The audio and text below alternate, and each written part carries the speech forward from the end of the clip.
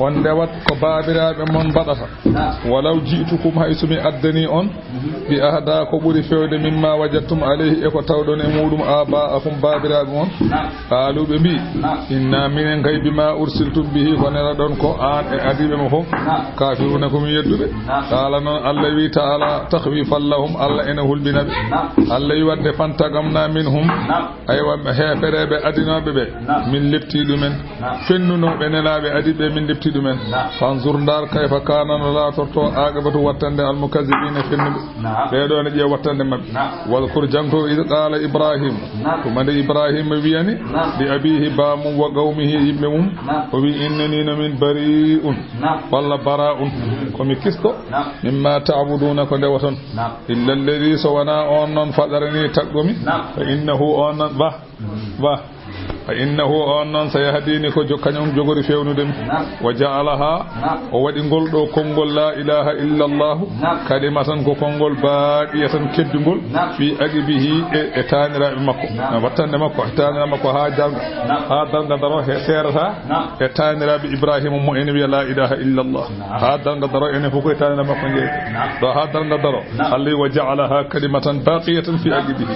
la ilaha illa allah o waɗi ɗum konngol keddugol e taniraɓe makko kanko ibrahima la allahum bel joom makkana be yarji onene dutto paata e diina ibrahima tawde ibrahima ko bammaɓe bal ɗaccuni matta'atu haula'i min dakhmiti ɓeɗo hefereɓe wa aba'ahum e babiraɓe mabɓe mi dakhmitiɓe mi yaccinanani ɓe lepte hatta ja'ahumul haqqu ha qur'ana ara mabɓe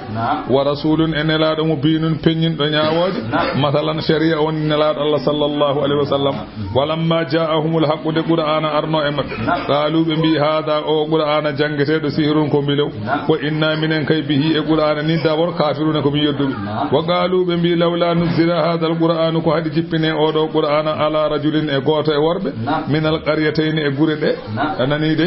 gure ɗiɗi nan ɗo eywa masalan ko haɗi qur'ana jippine goto e ɓen mo ganduɗa azimin ko mawɗo ɓe mbi on wiyete ko walidu bun mughirata ɓe mbi qur'ana foti jippinede koye gorko goto ne wiyede walidu bun mughirata to makka walla urwata bun mas'ud as-saqafi jiyaɗo ɗaifa ɓe mbi qur'ana foti jippade koye ɓe fota jippade muhammad sabu muhammad ala ko andi muhammad ala ko jogi fata wonde non ko fasidde ko miijo bongo ko wiide kaari handane hunde foti handude hunde ko kaari ko miijo bongo wana jogade wana wonde neɗɗo فذلك أنهم قالوا إن الرسالة منصب شريف بمبي كفتنا نلال قال الله إن نلال نتوك بلاس تدرو لا يليق إلا برجل شريف بمبي هانداني إن نلال تدو قال سوانا غوركو تدو وهذا صدقون كقول كي هانداني نلال الله كي سوانا تدو كون غير أنهم غالدوا كون نهم بپورينهم في دعواهم بهولكو بيركم بتدو أن الرجل الشريف هو الذي يكون كثير المال والجاه بمبي وني تدو وجم جودي هاي هيبي e jom martaba ko o wiete tedduɗo enen ko ɗon mbiyeten enen kala mo ala jawdi mbiyeten ko ala rawanani kala mo ala martaba mbiyeten ko hay rawanani neɗɗo wawi jogade martaba taw ne teddi to Allah teddude Allah to woni teddude wona teddude gande neɗɗo tedda ga ala ko woni hay ɗum to Allah neɗɗo tedda to Allah taw ga hay hunde yimɓe jiyani ɗum taw ko Allah yi ɗum yimɓe jiyani ɗum e so Allah yima noon yimɓe jiyanima ko bonnantuma hayda bonnantama kamɓe noon ko noon ɓe mbi qur'ana foti jippade koye Walid ibn Mughira ko joom jawdi ko jom martaba urwatu bun mas'ud as-saqafi on ko jom jawdi ko jom martaba e mbi qur'ana foti jippade mum نبي محمد ليس كذلك فلا تليق به رسالة أنني فلا تليق به رسالة الله بين لا هاندان من لا وليس كذلك الله وانا نون بل إبراهيم أتو تسكيك بتعظيم الله كمون يقول الله كو الله موني كو موني لا بالمال والجاه وانا موني بالجود ولا مرتب وليس كل عظيم المال والجاه معظم عند الله تعالى وانا موني ناد مرتبه ولا موني ناد جود فوف تو الله على ندن جوغو جود مونان الله ندن جوغو مرتبه allawi ahum bele kamɓe yagsimuna kamɓe goni feccoɓe rahmata rabbika yurmene joom allawi feccata nahanu allawi minen kay qasamna baynahum minen goni feccoɓe hakkude mabɓe ma'ishatahum ngura mabɓe fil hayati dunya e gurnam aduna min mbaɗa ɓeɗo ko alɗuɓe mbaɗa ɓe ko wasta wa rafa'ana min ɓamta ba'dahum yoga mabɓe min ɓantuɓe ɗum ngalu koga ba'din dow yoga darajati darajuji ɗum noon ko liyattakhidha ha jogito ba'duhum yoga mabɓe alɗuɓe ɓe jogito ba'dan yoga jogito masalan wasɓe sukhri jiyan ko jalkitorgal enen mbiya arrono nomi bagage ar anani de arrono nomi sak mi yomma ar mahanam huɓere mi yomma woni fil amali lahu bil ujrati ar gollanam mi yomma wa rahmatu rabbika yurmede joomi hono aljanna noon khayrum ɓuri moƴƴude mimma yajmauna keɓe ndendinte e aduna walawla an yakuna annasu ummatan wahidatan sanno tan wona hade laatade yimɓe fof gona dental gotal e keferu allah wi wallahi sanno wona ɗum la jaalnama min mbaɗantuno liman yakfuru birrahmani wonande jedduɗo allah e buyutihim wona e cuuɗi mabɓe e buyutihim wonande cuuɗi mabɓe saqafan bildi anani aha min fiddatin e haalis danejo wa ma'arija ngabbirɗe alayha fewde dow ɗere yadharuna ɗe ɓe towa ɗo min mbaɗanaɓe kadi masalan tu kange ngabbirɗe kange woli buyutihim cuuɗi mabɓe ɗi kadi mbaɗaɓe abwaban damuɗe kalis wo sururan min mbaɗaɓe diwaji kalis alayha e dow diwaji he yettake una tawɓe tuggo wo sofan e kange mbaɗanaɓe ɗum ha he sanno tan wona haade anji haade aduna o fof min santina kefeero huɓere kange bildi kange ngabbirɗe fewde dow huɓere kange taw fofof ko kange tan mbaɗan tun ɗum so waɗama noon il faut gonta heɓre mbiyata heɓre ɓuuri wonde gonga allah san tan wona ɗum wallahi min mbaɗa ɗum woni walawla an yakuna annasu sanno tan wona haade laatade yimɓeɓe ummatan ko gona dental wahidatan gotal wallahi la ja'alna min badantuno liman yakfuru birrahmani wonande yedduɓe allah mamin badantuno ɗumen anani dey aywa li buyutihim wonande cuuɗi mumen min baɗantuɓe saqafan ko wiyete bilti min fiddatin e khalis wa ma'arija ngabbirɗe alayha fewde dow huɓere he yadharuna ɗe ɓe towa min baɗanuɓe kan bildiji ɗi kadi min mbaɗnaɓe kange woni buyutihim cuuɗi mabɓe ɗi kadi min mbaɗa abwaban damuɗe tawa damuɗe ko kalis danejo wa sururan min mbaɗanaɓe diwaji kadi tawa kadi ko kalis danejo alayha e dow mumen e dow diwaji he yettake una tawɓe tuggo o zukrufan min mbaɗanaɓe kadi diwaji kange anani dey sanna tan wona ɗum lawla khawful kufri alal mu'mini sanna tan wona kulgol ke julɗo wontude kefeero min iida il kafiri e rokkede kefeere ko mbiɗen ko allah wi mami waɗantun ɗum kefeero Allah wi wa in ko woni fi kullu zalika e do kede pop lama mata wala hayatu dunya ko gurnam adun tan ko dakam me gurnam adun tan goddum ala ko iwata so aduna gasi gasa ala ko woni wal akhiratu ay la khara inda rabbika rajam lil muttaqina wadani be ganda ko hulbe Allah وفي الحديث الدنيا سجن المؤمن لا صلى الله عليه وسلم وي ادنا ko kaso juldo wa jannatul kafir ko aljanna kafir ko kanati aljanna mu ala sago daña ko wiidi kay wa warada law kanat ad-dunya tazinu 'inda Allah janaha ba'udatin ma saqal kafiru minha sharbata ma'in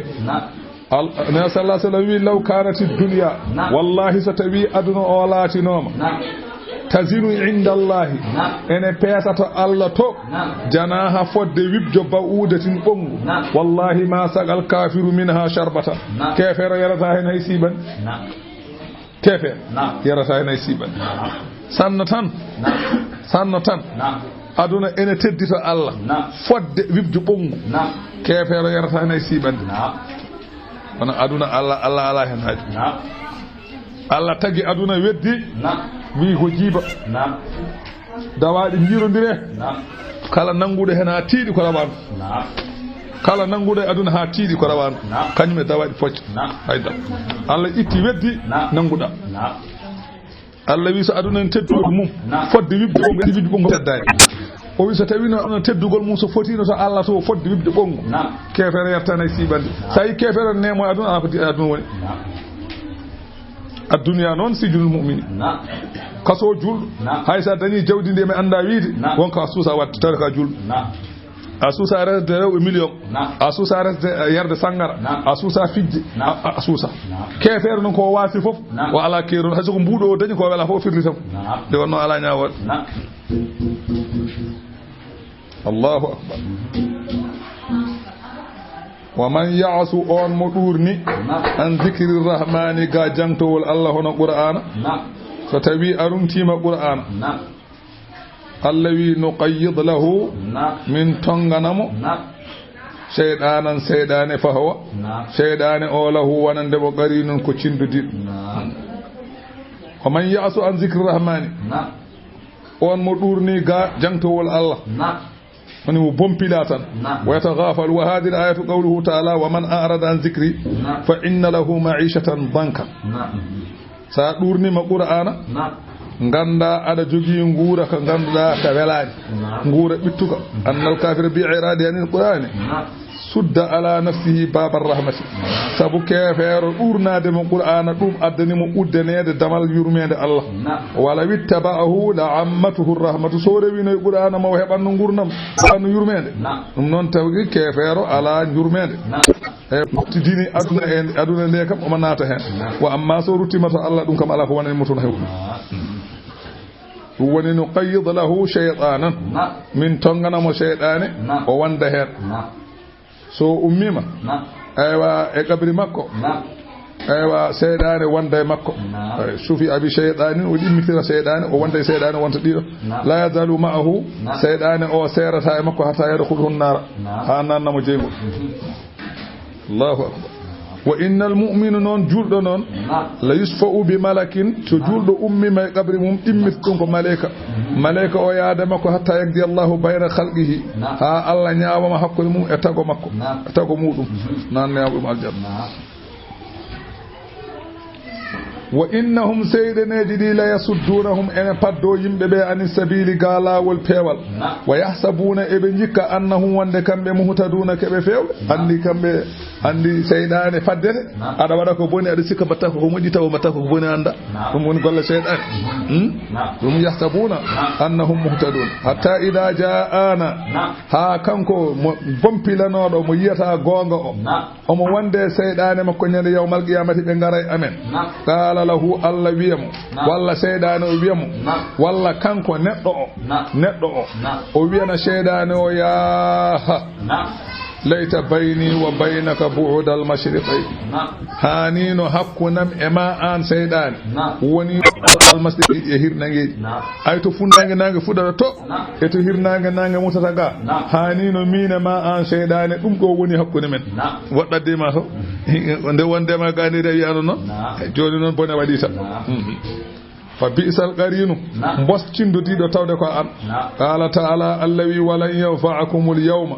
onon ɓeɗo masalan bompilaɓe ɓe jiyatano gonga nafata on hande id zalamtum tumane toño ɗon tabayyana lakum zulmukum anani de feñani on tonje on ko toñɗon ko feñani on bil ishraki fi dunya on ndendini Allah ko wana Allah e aduna annakum onon e sindodiɓe monɓe fil adabi e lefte ɗe mustarikuna ko arrendoɓe allawi afa anta tusmi'u summa yati an ada wawi nannude paho aw tahdilu umya walla ada wawi fewnude gumdo wa man kana yati ada wawi fewnude on laatido fi dalalin wa majjarat mubinin feñ ada wawi fewnude on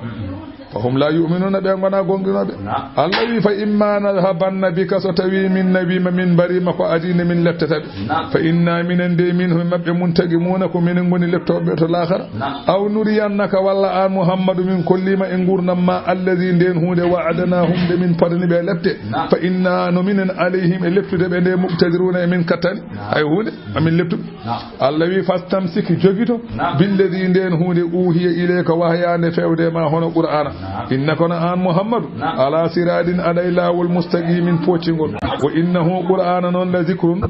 mika ektedungal yimbe ma wa sawfa tus'aluna on mabbe anani ma on namde nyande yawmal qiyamati ay wa hol al hali qur'an wa sa'al allawi mo namdo an muhammad man arsalna min qablika bende min nelno ko adinoma min rusulina enelade amen namdo be aja'alna min dunir rahman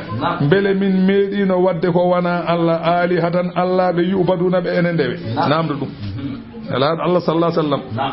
nyalawmo mo ummi gal jamma mo ummi makkatal mukarram omo fay asama jeede bijo hato Allah ha nyo yehito o ari ha baitul muqaddas dendangal annabi menno nelade adama wo dunahu tuggude baba adama haado annabaɓe kaaɗi kala hen maynoɗo wurtina kala hen maynoɗo wurtina ɗo nelede wurtina nde ɓe gurti ha pari jibrilu wurni jibrilu noddini ɗo baytul muqaddasi ɗo wurni nelaɗo o ardi sallallahu alayhi wa sallam ɗum wonɗo ñande no wiya imam al mursalin ɗum woni jibrilu no dini wurni o wi nelaɗo taqaddam nelaɗo ananide ardi fasalli bihim julnuɓe nelaɗo julliɓe darɗe ɗiɗi nde o gayni jibril wi Allah neli kam joni e ma tellini aya qur'ana was'al man arsalna min qablika min rusulina aja'alna min duni rahmani alihatan yubadun annabaɓe e saha nelaɓe ɓe annabaɓe mbaɗi ko sappeji jeeɗiɗi sappeji tati ko nelaɓe sappeji nayyi ko annabaɓe heede makko noon kanko nelaɗo Allah ko seydina Ibrahima banggue ñaamo muɗum Ismaila banggue nano muɗum Ishaqa Moussa rewi hen annabaɓe heddiɓe ndewi hen o julnuɓe darɗe ɗiɗi o wi jomam joni wahi imama mi yomi namdo on beele wone mon mo meeɗi nelde e rewede ko wona Allah فقالوا يا محمد إنا نسأل أن أرسلنا أجمعين بدعوة من لا من باب كي ندان وترهلهم لا إله إلا الله وأن ما يعبدون من دونه بادل وندك بين لاكو كوانا الله وانا قوان وأنك خاتما النبيين من لاك وندك آوني تمود أن باب فف وسيد المرسلين آنوني كوه ونلا بفف قد استباب إمامتك فيني مني بيدما يا أرض من دي أتو من هنكن ila nabi annabi ala caggal ma ila yawmil qiyamati ha nyalawma darga annabi isa non ma artoy kono on ko jamiraado yo rew diine ma on addata deftere addata nyaawar ko nyaawar ma yaraf dum woni wata qaddamta lis salati fa sallaw kulluhum muqtadin wa anta al-imam ɗum woni noon wasa alnamdo man arsalna ɓen ɓe min nelno min qablika ko adinoma min rasulina ene laaɓe amen namdo ɓe aja alna yati min mbaɗi min duni rahmani ko wona Allah alihatan Allah ɓe yubaduna ɓe ene ndewe wala gar ko gonga wallahi arsalna min nelino Musa oɗo gorko min tottimo bi ayatina e kawnide amen ila fir'auna fewde ngal ɗo gorat wa malaihi e dental mum nde wari nde kanko Musa fa qala o wi innino min rasulu ko min elaɗo rabbil alamin jeyɗo binde alamma ja'ahum nde wa addani ɓe bi ayatina e dalillaji gotim paago hattan amen e nelal makko kanko annabi Musa ida hum de ko yo jiya kamɓe yadhakuna eɓe jala eɓe jala eɓe jalkita eɓe gone jalkidde nelaɗo Allah sallallahu alaihi wasallam Allah wi wa ma nurihim min kollani ɓe noon min ayatin e hawnide min ananide illa hiya so wona nden hawnide akbaru kañum ɓurata mawnude min uktiha e nandidiɗo mum kala hawnide de min kollimo hawnide ɓennude ɓurɗum mawnude ha kawni jeeneɗe fof woni min kollimo kawnide jeeɗi ente sawru ndu e jungo ngo hawri jeenayi kala noon wama nurihim min ayatin illa hiya akbaru min uktiha min kollanimo hawnide dalilu wonde ko minen nelma so wona hawnide fof nde min kollimo nde so ɓenni wonde nde min gadda nde akbaru ɓuri mawnude min uktiha e tindiriɗo e nandidiɗo mum de hawnide ɓennunde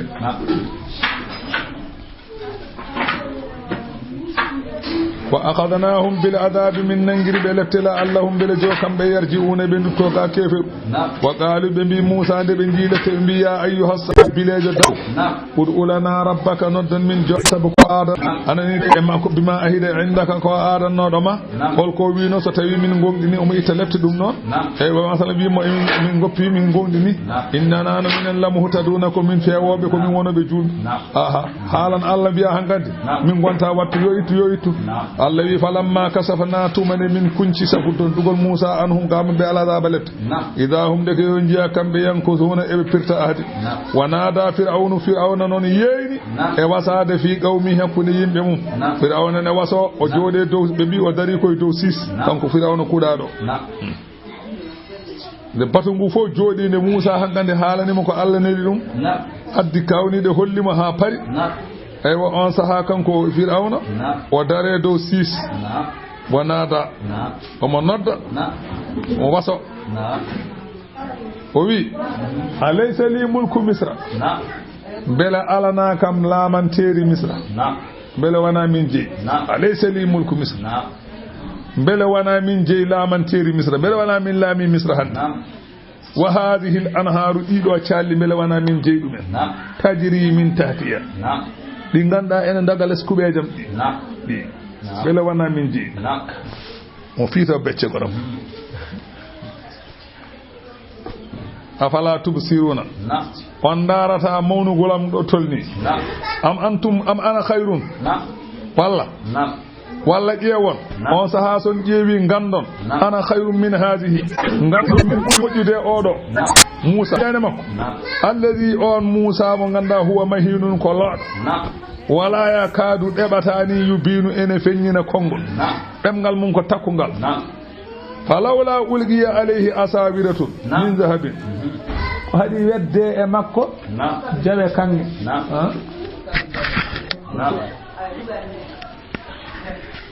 a faami ko haɗi o waɗa jawe kange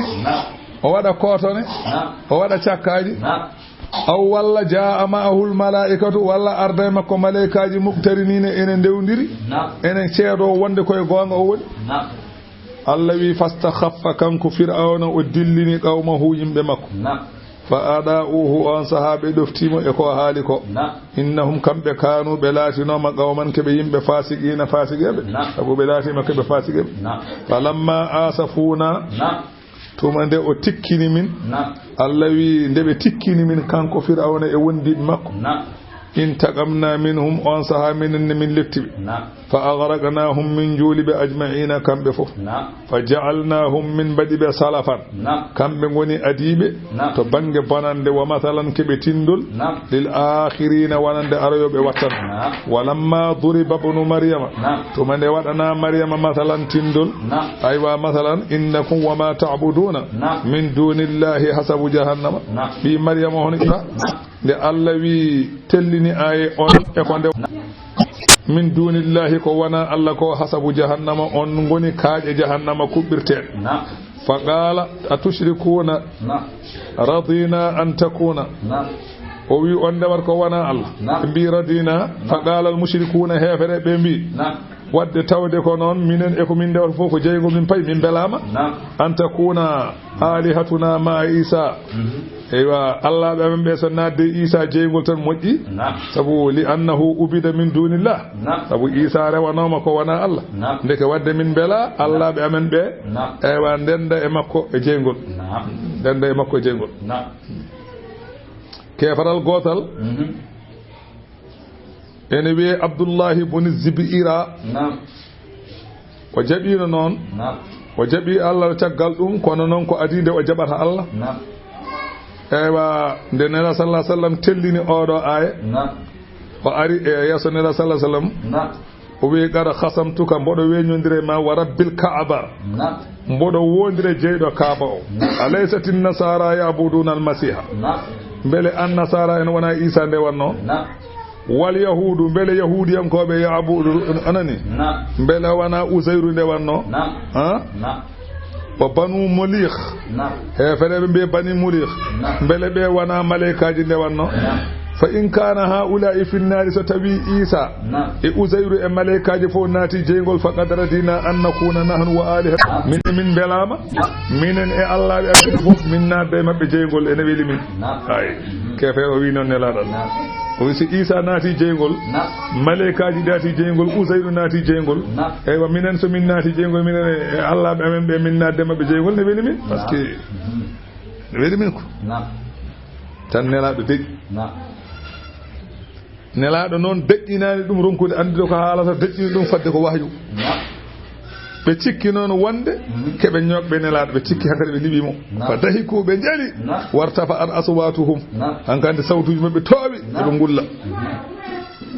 joni noon ɗum woni noon walamma duri babnu maryama tumande waɗana ɓi maryama o masalan tindol hefereɓe ene mbaɗanimo tindol ida qawmu ko jeke yo jiya yimɓe ma hefereɓe makkanaɓe minhu e tindol ngol yasidduna ene jala ene belti saabu ko nani ko wa qalu ɓe gone wiide a alihatuna beele Allah ɓe amen ɓe khayrun ɓuuri moƴƴude am huwa walla ko Isa Allah wi ma darabuhu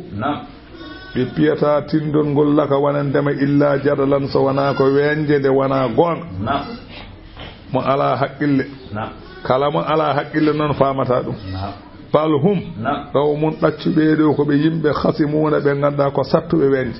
in huwa wanani isa kay mo jiyata o illa abdun so wana ko maccuɗo an amna alayhi min nemini e makko annabako wa jaalnahu min eywa o jina tawa ala baba o ala hay gorko goto meeɗani yettade yumma mariama hay gorko goto meeɗa yettademo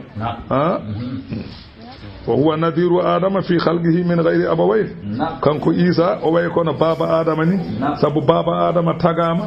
على نيني على بابا كانكو إيسا كو مجيغي نينو على بابا ونا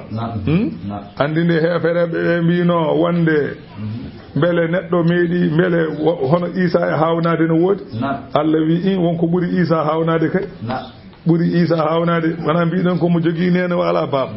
hono no wori be bi hono Isa ala en jogi tan ko nene ala bab o wi kon day Allah kay wadi ko budum hawnade won mo tagi kay ne jogi baba ala nene won mo tagi ala nene ala bab go gona ko non Allah wadi Allah wadi ɓeeɗo ene jogii nene ene jogii baaba ɓeeɗo ngala nene ngala baaba ɓeeɗo ene jogii baaba ngala nene ɓeeɗo ene jogii nene ngala baaba baba adama ala nene ala baaba ay gor wiyata ko yumma ko ay gor wiyata ko baba makko yumma hawwa ene jogii baaba kono ala nene hol jibin hol yumma hawwa won meeɗo num nante yumma hawwa meeɗi nanede ko baamu yumma hawwaade nana kono yumma hawwa kam nana annabi Isa ne jogi ko nene ala baba ko heddi ko bon jogi nene jogi baba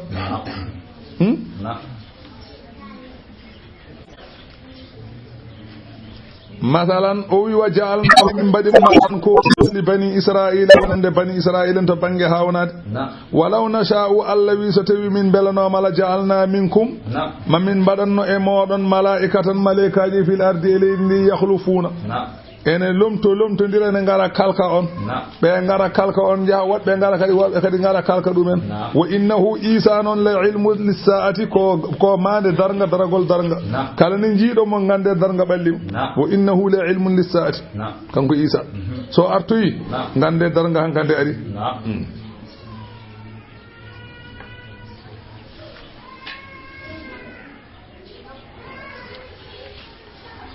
Allah sabela na man way wadde dum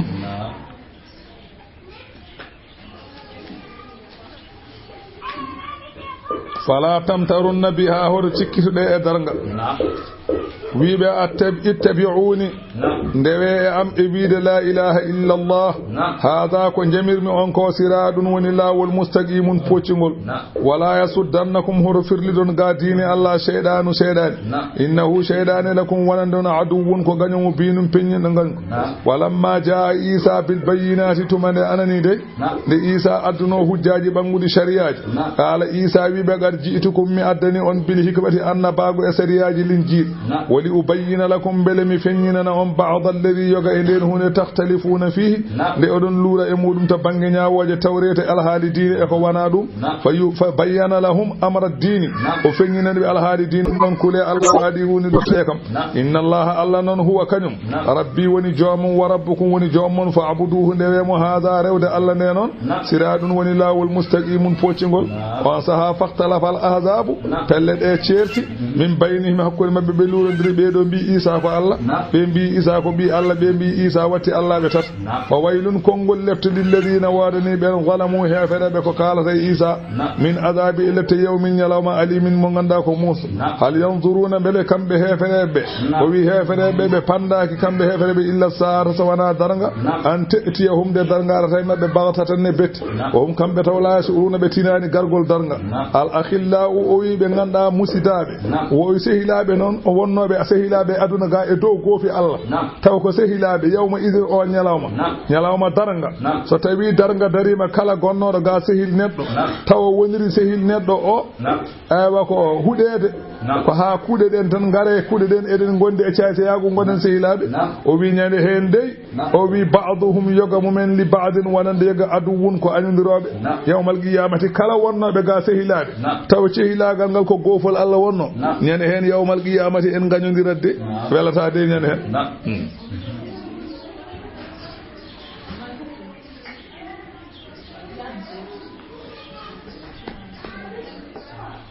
andi rewɓe Isa ɓe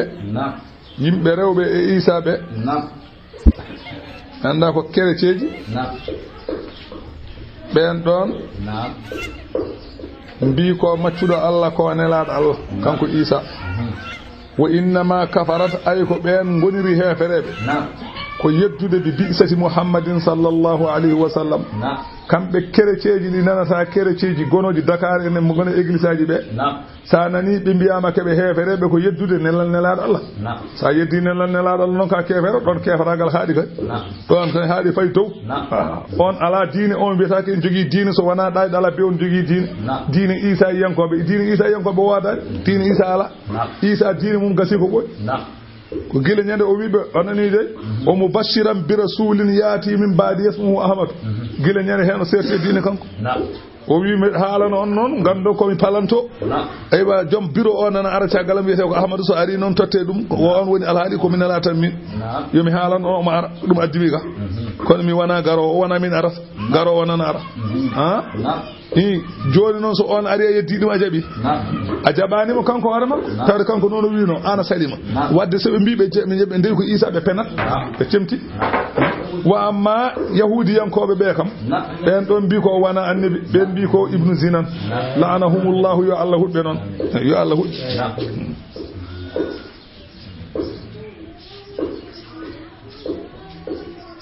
o wi illal muttaqina so wona hulɓe Allah yiɗodirɓe to Allah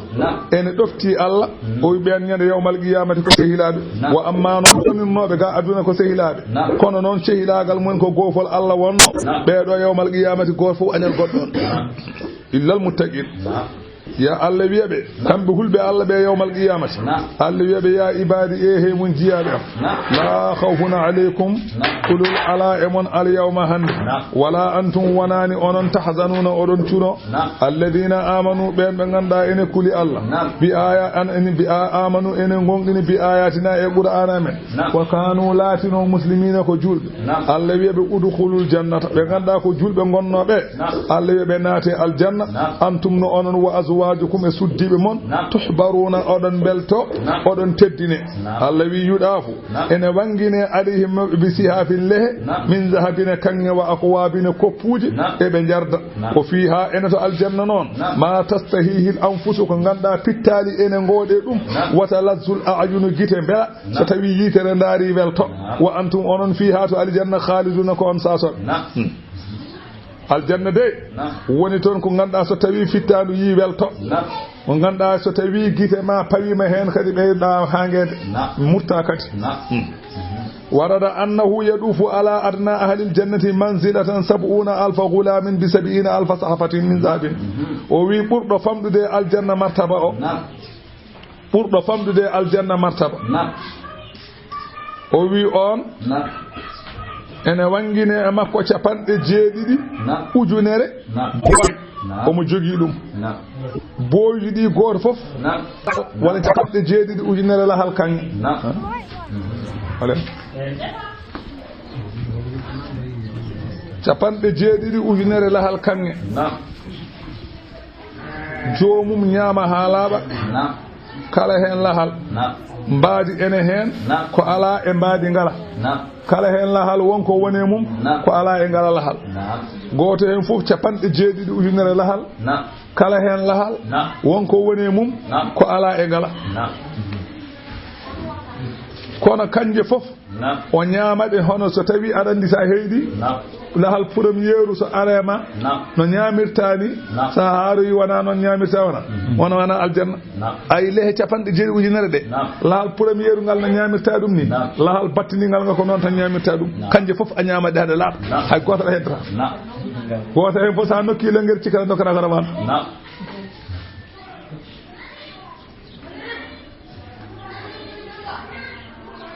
o wi omo welto e battindingal ngal hono no weltotto e gadingal ngal ni la yusbihu ba'daha ba'dan hay yoga he ba'duhu ba'dan hay gotal hen nandane gongal ngal o yuraha alayhi kadi bi mislihi so tawi bi misliha kadi so tawi kikiɗe ari kadi waddane subaka o 70 ujunere bottari pala tew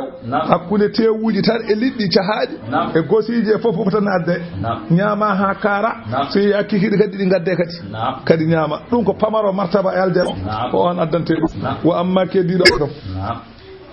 wa amma ɓurɗo mawɗude daraja e nder aljanna o ñae temedde jeeɗiɗi ujunere bool kala heen bool noon ko kanŋe kala heen bool ñaamde wonde mum nde ala e ndeya o ñaama o haara kanƴe fof o ñaamaɗe haɗe lam o fiha ma tastahi anfusu wa talazzul ayunu ene aljanna ko ganduɗa fittandu ene yiɗa ɗum to banggue gueɗe paameteɗe eto banggue gueɗe naneteɗe eto banggue gueɗe jiyeteɗe eto banggue gueɗe memeteɗe eto banggue gueɗe meɗeteɗe eto banggue gueɗe urineteɗe foof nana e aljanna ko ganduɗa sa urnima beltoɗa sa ñaami beltoɗa sa memi beltoɗa sa daari beltoɗa sa nani beltoɗa sa faami beltoɗa ɗum nan toon ruwiya anna rajulan woodi gorko gooto o wi ya rasulallah a fil jannati haylun aljanna waɗi pucci o wi fa inni uhibbul hayla min jimmi pucci fa qala aha in yudkhilaka allahu aljannata so tawi allah nannima aljanna fala tasau an tarkaba farasan min yaqutatin anani hamra'a fatadiru bika ayil jannati shiita illa fa'alat o wi so tawi a naati aljanna haajuma ari e waɗɗade puccu Allah addantuma ko puccu kanŋe mboɗew ngu diwa ngu ara sara ma mbaɗɗoɗa jaha kala ɗo jiɗɗa yaade aljannaji pullo goto lamane ɗon wonno wi min de ko geloɗi jinni o wi aha geloɗi nan toon geloɗi ɗi ganduɗa nan toon ene toon mastahat nafsaka kala ko fittanma yiɗi walla zad aynaka girguite ma dakmitto wa tastahi biha wahidatan anani wasana sayni baynahuma so yi yo Allah naw en toon noon aljanna kay welinanore enoɓe gartani on gella ali faali wi o wi wa tilkal jannatu on mon aljanna allati on uristumuha mo dontina ɗon ɗum bima kuntum sabu ko laati ɗon ta'amaluna oɗon golla Allah wi oɗo aljanna koko golluɗon Allah wela Allah rokkiri on ɓeeɗo gueɗe ko golluɗon o wela wona golle ma ɗe ala koko golluɗa o wela ko wona golle ma ɗe nannuma aljanna koko golluɗa o wela ko o nannirma aljanna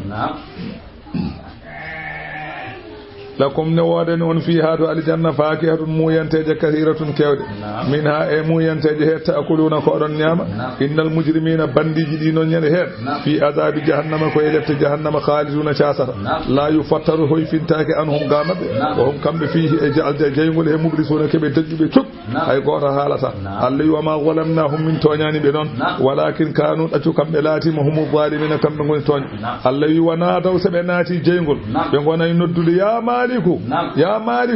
malik noon ko denowo jeygol wiyete malik ɓe mbiya malik yagdi aleyna rabbuka joome yo war min pofto joome yo war min tampi min pofto malik deƴƴe duuɓi ujunere jabtoɓe o wiyaɓe innakum makisunan ko ñiiɓoɓe on jaltata oto kalde am cup oɗem nanto seɓe mbi malik min maayi war min pofto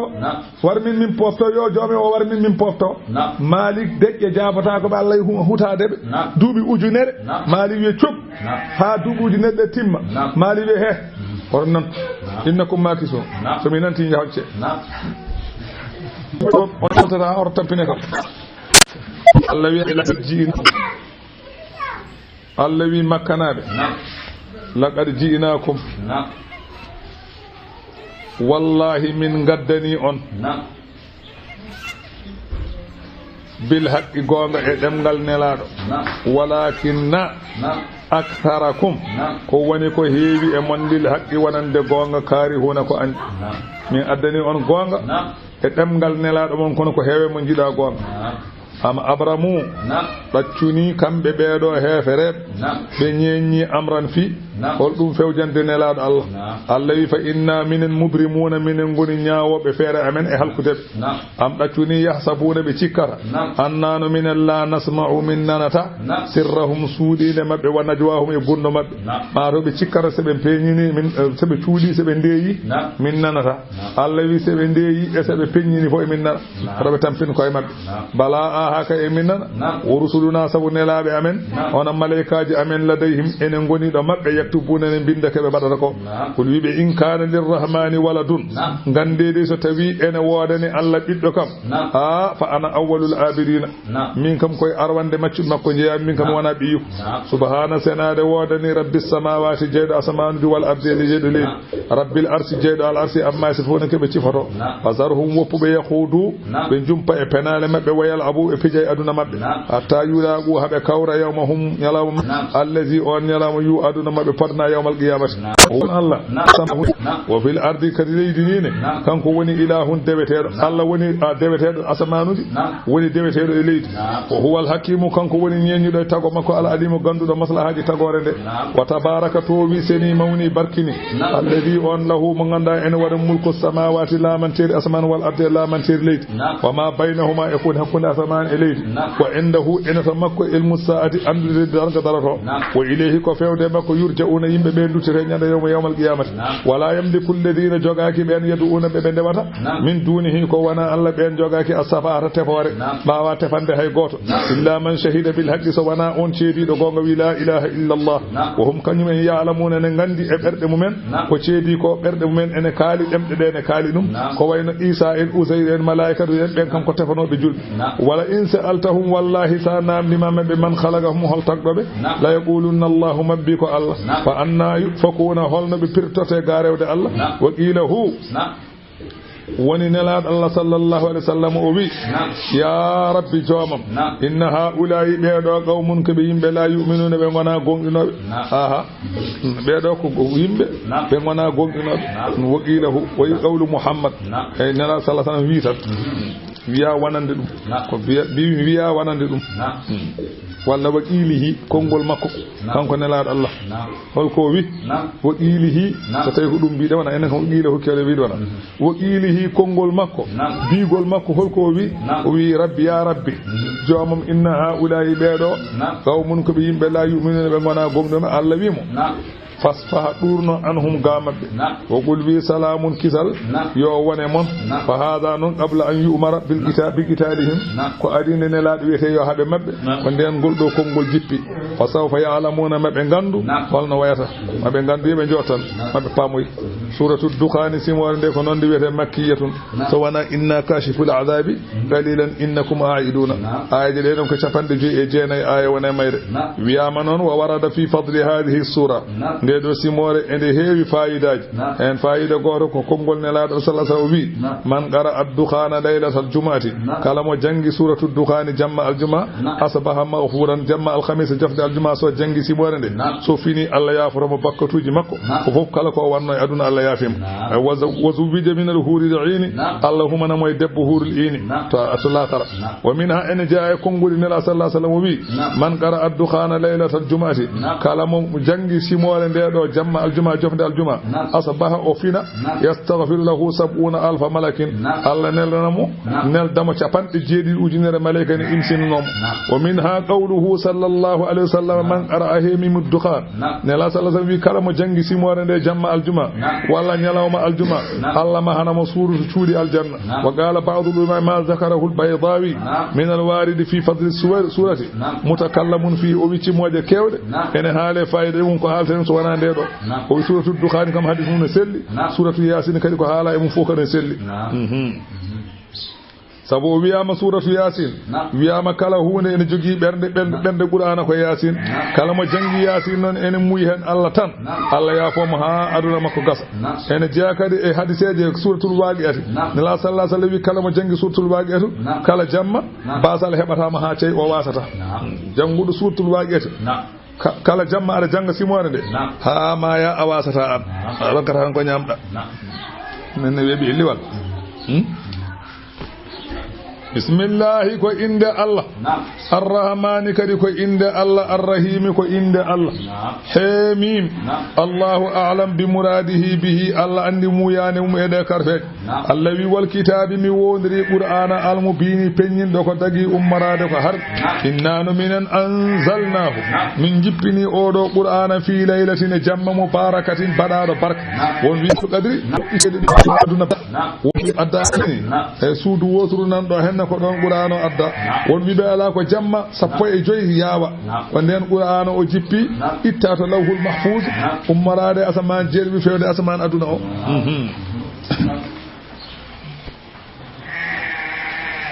wiyama jammalel tulqa biya won wiibe ko jammalel tulqadri won wiibe ko jamma mawnum yawa wiyete non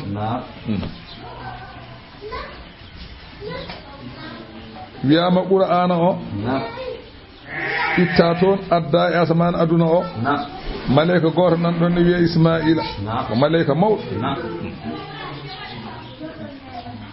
geɗe ɗe fof ɗon mbaɗa o wi ko wayno hareji en totta jibrilu ko wayno dille e kaacaɗi e monnugol leydi fof ko jibrilu totta arsigaji totta mikailu aywa mikailu totta arsigaji fof golle noon totta malayka goɗɗo ne wiye ismaila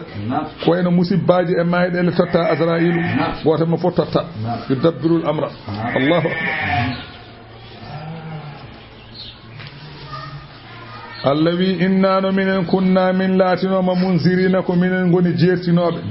fiha e jamma laylatul qadri walla masalan jamma sappo e joyyawa Allah wi ñande hen yufragu serdete kullu amrin kala alhaali hakimin mo ganduɗa ko ñeññaɗo e nder hitande he andi laamu mbiɗen limtinto gueɗe Allah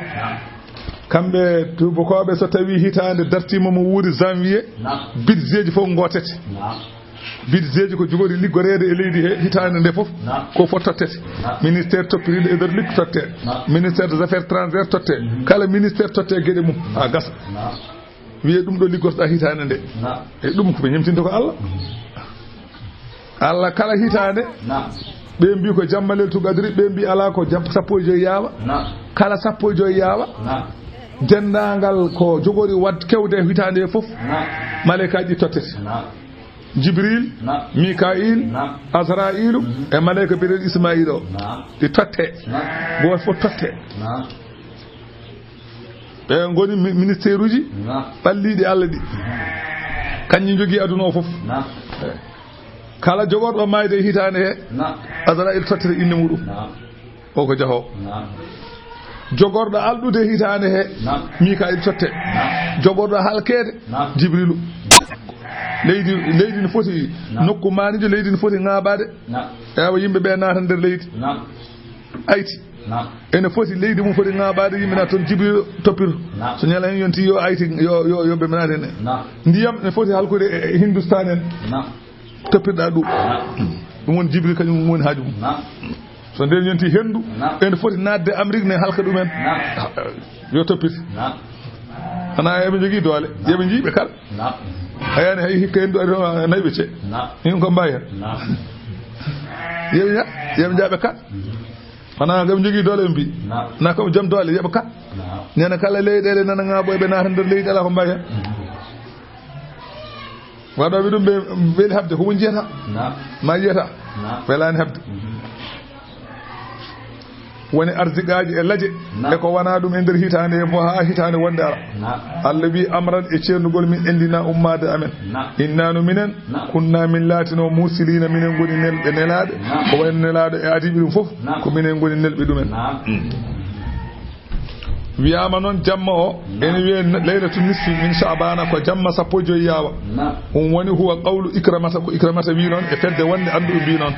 o wajhun bi umuri minha anna laylata nisfi min Sha'bana laha arba'atu asma'in wiyama jamma yawa sappo e joyi yawa ene jogui inde nayyi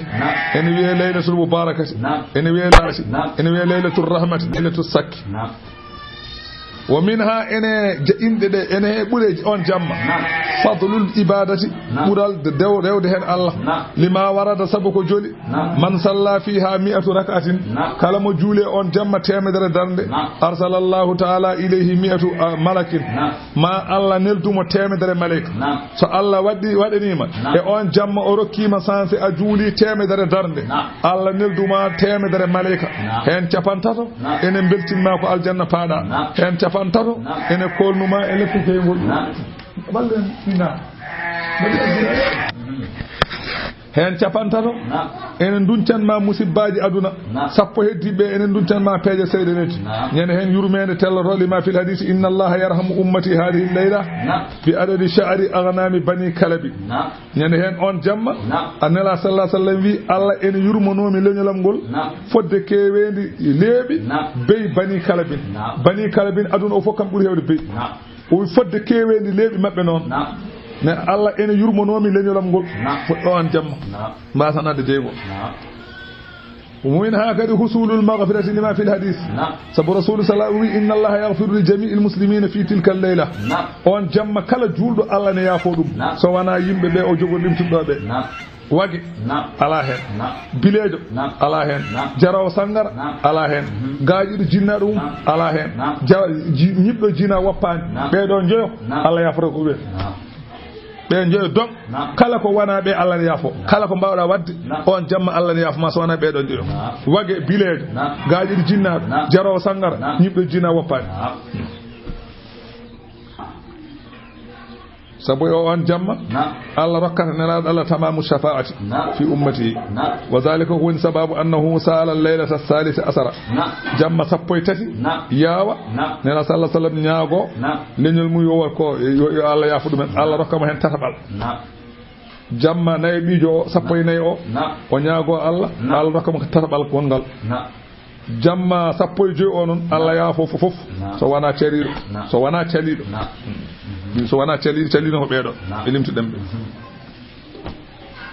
dum don rahmatan ko yurmene min rabbika ummade jooma innahu joome huwa samiu kanko woni nanowo kongudi mabbe al alimu gandudo golle mabbe joome onon rabbus samawati kanko woni jeydo asmanuji wal ardi jeydo leydi wa ma bainahuma e ko woni hakkunde asmane leydi in kuntum so tawi on laati mo onon makkanabe kay muqinina odon janana kanko je asmane leydi wadde janan de muhammadu ko nelaado makko la ilaha kan de rewede gonga ala illa huwa sawana kanko yuhyi kanko woni gurnowo yumitu kanko woni baraw rabbukum kanko woni joomon rabbu abaikum kanko woni jom jeydo babirabe mon al awwalina adinobe bal hum daccu kambe hefene fi shakkin e be sikki ummital yal abuna e ben pijido e ben jalkita dum non rasul sallallahu alaihi wasallam o wi a inni alayhim bi sab'in ka sab'i yusuf sallallahu alaihi wasallam o hudi makkanabe o wi joomam mbodo nyaagima ya walla me mabbe mbadabe mabbe duubi jeedidi hono duubi jeedidi garnode yimbe annabi yusuf كيف الله يفرتق tombo yawma ta'ti as-samaa'u bi dukhanin nyalaw ma asaman addi curki mu binin peñ nyade hen ha so tawi goto me bo hoyni ma yi asaman sikka ko curki taw ko Allah heydu tan taw gite beddi ma sotu yiyata de be keydi be tampi beneli Abu Sufyan to Makka to Madinatul Munawwara yetti o wi ya Muhammad ande jiitata amuru bisilati rayma aduna ma ko adabiya yo yimbe jokku endam yimbe maati kalkima nyaago kam Allah itana be de woro bane ne laada nyaagi Allah adiri be taw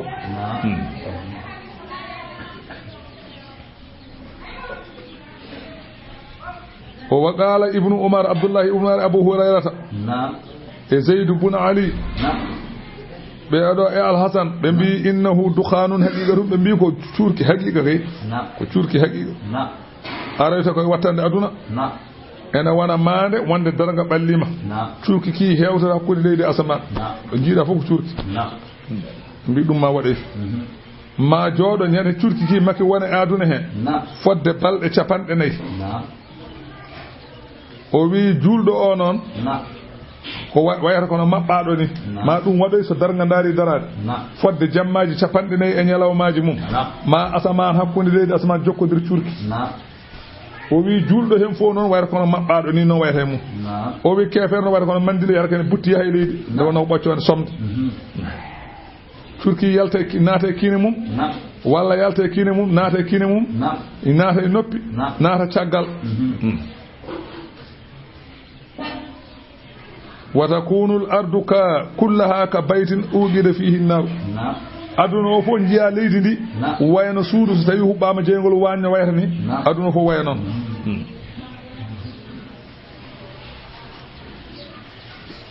andi jiiɗa heege sa yi suufiyankoɓe ɓe cuɓima heege mi mbi ko heege nehata nde wonno so neɗɗo haari noon heewi bewde so neɗɗo haari heewi ko bewde murtat ɗum tagi noon Allah ene nehira yimɓe heege suufiyankoɓe eɓe nehira pittali mabɓe heeƴude ɓe calo ñamde beele ɓe neho ɓe ganda ko Allah tagi ɓe o wi nde Allah tagi fittandu Allah tagi fittandu o wi fittandu man ana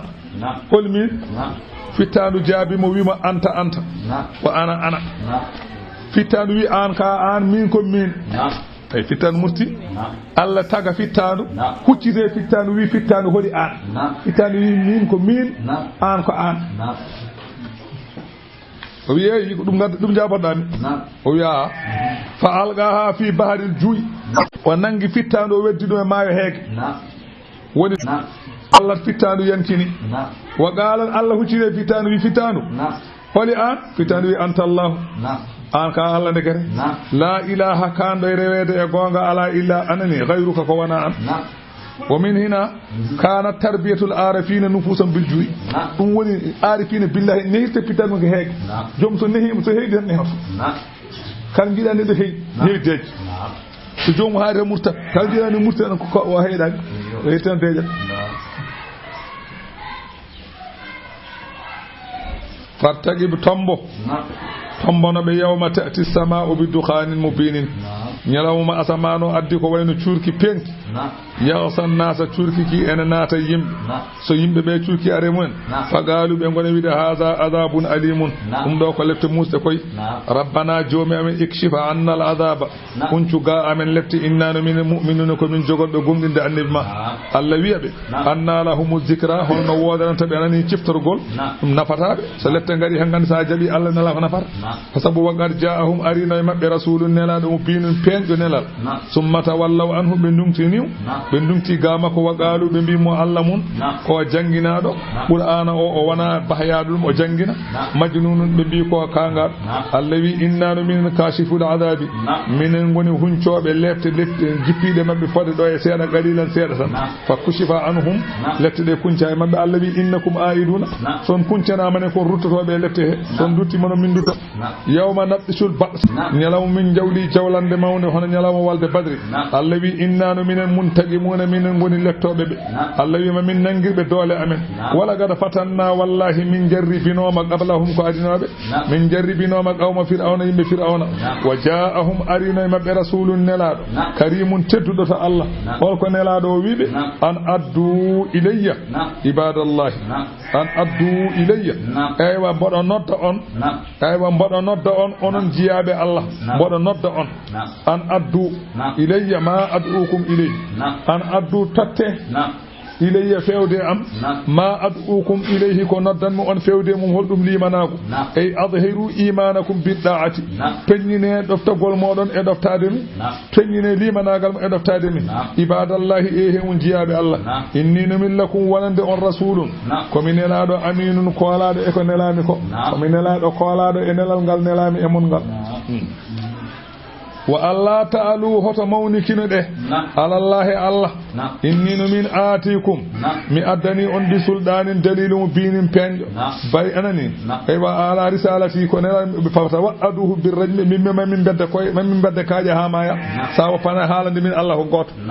o wiibe wa inni min uztu bi rabbi min bodo modi jomam wa rabbikum jomon an tarjumuni hadamon weddade mi kaaje ne beddo don mi kaaje bodo modi hen Allah wa illam tu'minu li hayso on goɗɗinani mi kam fa taziluni goppe kam kam oɗo bedde kam kaaje on goɗɗinani kam oɗo bedde kaaje fada rabbahu kanko Musa o noddi joom makko anna haula'i wonde ɓeeɗo qawmun ko yimɓe mujrimuna ɓe ganduɗa ko hefere fa qala ta'ala Allah wi tawde haali ka haala hankande min pelliti walludema wadde fasiri roƴƴu bi ibadi jiyaɓamɓe bani israil ɓe jaltu wuro ngo leylan jamma innakum so on jalti onon muttaba'una ko on reweteɗo watrukil bahara so on jeehi noon ha maayo on tiimi hen maayo ngo mango taɓɓenne watrukil bahara woppu maayo ngo so on taƴi woppu ngo rahaman ngo deeƴa woppu ngo deeƴa saabu innahum kamɓe jundun keɓe konu mugraquna jogol ngu yoolete aha on saha kanko Musa o ɓernde makko huɓidi o andi kam kanko yimɓe makko ɓe kaɓe daɗoɓe ɓe payi hedde jogel ɓe gari ɗon tan o fi sawru ndu e maayo he ɓe tacci o woppi maayo ne walñito gasi ha waji ɓe naati hen nde ɓe naati ɓe joola Allah noon ne waɗa ɓe sabotage heeɗo sabotage Allah o Allah wi kam taraku heewi nde min jooli ɓe nde keɓe goppi min jannatine sardinŋaji wo uyunine pisinaji wo zuru'in e kolaɗe wa magamine biroji karimin joɗi wa na'matini nemaji kanu ɗiɓi laatino fiha imun fakihine ɓe nemotono Allah wi fofof min egginiɓe ɗum ɓe jalti biroji joɗi ɓe jalti sardinŋaji joɗi ɓe jalti gese joɗɗe sardin gese kolaɗe ɓe jalti biroji ɗi ganduɗa ko baɗɗi fayida ɓe jalti nemaji ɗi ganduɗa ko belɗi ala ko ɓe mbawi hen kamɓe nayi koye mabɓe kazalika Allah wino min jaltiniɓe ni ɗiɗo biroje e ɗeɗo guese e ɗeɗo masalan pisinaji Allah wi wa awratanaha min dontini jawɗele mabɓe ɗe e biroji mabɓe ɗi e sardinŋaji mabɓe ɗi min dontini qawman yimɓe akharina woɗɓe min totti woɗɓe ɓen garti hen bani israil en Allah wi keɓe may ko fama bakat alayhimu sama'u wal ardu asaman wayaniɓe leydi wayaniɓe ɓe tinaka ni ɓe maayi hay goto tinani ɓe maayi hay goto wayani wona asaman wona leydi ndeke luuti julɗo so tawi maayi kañum leydi wayat ɗum asaman wayat ɗum kamɓe noon ɓe maayi asaman wayani ɓe leydi wayani woni sababu o ma min mu'minin illa walahu fi samai babani babun yanzilu minhu rizqahu wa babun yadkhulu minhu kalamahu wa amalahu o wi kala julɗo gonɗo e aduna ene jogii damuɗe ɗiɗi e asaman hen damal gotal arjigue makko ko ɗon tellorto damal gongal ngal ko ɗon golle makko e konguɗi makko ko ɗon ngabbirta fa ida mata faqadahu ɗum tagi noon so tawi o maayi damal ɗo arjigue makko tellorno uddete damal ɗo golle makko ngabbirno uddete ɗe kadan damal ngal wona e wayde ɗe gona e waydemo ɗum woni Allah wi fama bakata alayhimu sama'u kamɓe ɓeeɗo men dañani ɗum wona ene gonɗini ngol konngol mujahid o wi inna samaa wal arda la yabkiyani alal mu'mini gorko goto ne wiye mujahid o wi asaman ne waya julɗo leydi ene waya julɗo balɗe capanɗe nayyi so neɗɗo o maayi goɗɗo o wiye Abu Yahya fa ajibtu min qawlihi o wi mi hawama konngol makko o wi ata'jabu wa ma lil ardi la tabki holko haɗata leydi wa abdire maccuɗo ya'muruha bir ruku'i wa sujudi ene yamiranno e leydi he eyo ene jagganno hen koppi ene sujjanno hen wa ma lis sama'i la tabki ala abdin holko haɗata maccuɗo wayde holko haɗata asaman wayde maccuɗo Allah asaman golle makko ko toon ngabbiranno so golle ɗe natti ngabbude o wayat leydi ndi ko hen o sujjanno hen o nanganno e koppi air mo sujjanno e air mo nanganno e koppi o so yonti leydi yani mo wayde anda o yeehi ɗum woni fama bakat alayhimu sama'u wal ard ɓeɗo noon nde wonno mbaɗani ɗum leydi wayani ɓe asaman wayani Allahu akbar wama kanu munzarina Allah mi muñanaka kadi ay nde kalkumiɓe nde mi muñanani ɓe ni mi wiyani ha wiyata en son batti ala mi halkuɓeta hay huude bonnanani ɗum woni liɓadoro soppinoɓe siyas wala qad najjayna wallahi min dandino bani israila min al azabe lati al muhini koynoje min dandiɓe bane min fir'auna e bone fir'auna innahu sabu fir'auna kana o laatinoma aliyan ko towninoɗo minal musrifina koye ɓurtuɓe jeeya sabu wi ko Allah wala qad ikhtarnahum wallahi min ciɓima bani israila ala ilmin e gandal amen alal alamina e binde zamanuji maɓɓe kala maɓe kawruno kamɓe bani israila kamɓe ɓuuri ɗum wa ataynahum min dokkiɓe kamɓe bani israil min al ayati e kawniɗe ma fihi ko woni mum bala'un ni'maji mubinun peñɗi min taƴiɓe maayoɓe ɓenni min dokkiɓe dooɓe guuɗaɗe ɓe ñamminiɓe ñaɓɓe belɗe inna haulayi heefereɓe makka noon la yaquluna maɓe mbi in hiya wonani mayde nde nelaɗo Allah wiyata caggal gurdam nde nden mayde wonani illa mawtatunal ula so wona mayde men adinone nde mayde nde nelaɗo haalaɗe ko mayde toɓɓe nde tan andi toɓɓere koko mayi ɓe mbi ko nden mayde tan so tawi en goni toɓɓe en gurti en guuri aduna en mayi hankkadi gurdam ala nan ɓe mbi wa ma nahanu wonani enen kay bi munsharina eɗen jogori ummitineɗe en ummitintaki faatu so tawi ko mbiɗon emin ummitine koko gonga faatu bi abaina gadde babiraɓe min gurta in kuntum sadiqina bayde oɗon gongu wona mbiɗon somin mayima min ummitine babiraɓe yo gurtu min jeɗumen Allah jaabiɓe Allah wi ahum khayrun mbele kamɓe makkanaɓe kamɓe ɓuuri moƴƴude am qawmu tubba in walla ko yimɓe oɗo gorko biyeteɗo tubba a noon ɓe mbi ko gorko moƴƴo ɓe mbi ko annabi ɓe mbi o wona annabi ko gorko moƴƴo tan ko tubbaul humayri noon ɗo wiyete tubbaul humayri noon oɗo tubbau wiyete abou karbin ni o wiyete ismuhu as'adu noon woni inde makko wa ilayhi tunsabul ansaru koye makko askitimte annasara en banal hirata kanko mahi nokkuni wiye hira bi kasril ha'i ba'daha muhannatun tahtiyatun ay hira wiyete bi ma'na hiratan o wi hira non madinatun bi qurbi kufa ko wuro ballimo nokkuni wiye kufa ko ton wiyete hira kufa non koye iraq hira ko iraq wa bana samaraqandi o mahi don wuro ne wiye samaraqandi kanko odo tubba'u wa arada ghazwa al bayt o fiɓi noon yaade heloyde suudu kaaba wa tahribil madina wuro madinatul munawwara ngo o fiɓi yaade kadi heloyde go on saha tawa nelaɗo jibinaka taw feccinani jibinede haqqille makko ko lamɗo wonno haqqille makko jolni heloyde suudu kaaba haqqille makko ko jolnuno noon kankone haqqille makko meeɗi jolnude bonde haqqille makko joli yaade heloyde madinatul munawwara fof ha wonta nda joni o waɗɗon sardingaji fa ukhbira bi annaha muhajirun nabiyyu ismuhu ahmad woodi noon jiyaɗo Allah mo Allah hokki gandal ko arata wiimo madinatul munawwara ɗo mbiɗa aɗa hela ɗo annabi jogorɗo nenede wattande zamanu o ma feran ɗon ko ɗon jogori wattidade hodde fa kaffa anhuma o woppi suudu kaaba o waasi helde ɗum o woppi madinatul munawwara o woppi wa kasal bayta bil hibrati o neli masalan anene o neldi so suudu to comci ɗi ene mbaɗe e suudu he o holtiniri suudu ndu ɗum wa kataba kitaban o windi lettere wa awda'ahu o resdi lettere o addi ɗum ha ɗo madina ɗo o totti madina naaɓe o wiɓi ɗumen oɗo lettere jogone ɗe kam ɗum ha biyaɗo ne jogori arde ɗo o ara totton ɗum lettere yata warasunahu eɓe dontodira lettere o kabirin an kabirin kala mawɗo keccuɗo duuɓi kañum jogoto lettere o so mayi totta dewɗo e mum ha ñalawma nelaɗo Allah ari ila an hajara nabi sallallahu alaihi wasallam ha annabi o feri ari ɗon fa dafa o huɓe totti lettere yuqalu ene wiyete noni innal kitaba inda abi ayyuba khalid bun zaid wiyama lettere o ni wattidi koye juuɗe gorko goto wiye abou ayyuba khalid bun zaid ko on jogino lettere o on totti nelaɗo Allah ñalawma ari toon wo fihi ene lettere he shahidtu ala ahmada